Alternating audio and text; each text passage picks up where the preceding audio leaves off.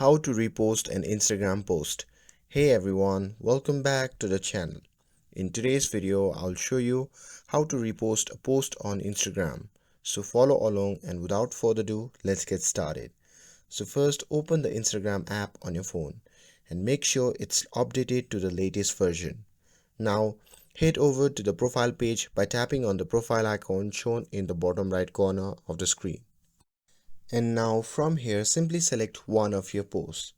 And here you might notice that when you tap on the three dot menu, there is no repost option available.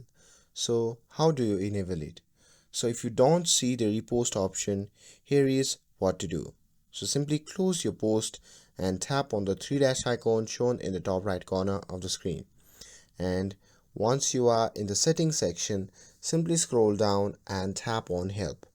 Now tap on report a problem and describe the issue, mentioning that the repost option is missing. Once done, you can simply tap on send. Instagram usually resolves the issue within 24 hours, so check back later to see if the options appear. And that's it. That's how you can repost on Instagram. With this, if you found this video helpful, then don't forget to like, share and subscribe to get updated for more videos. Thanks for watching, and I'll see you in the next video.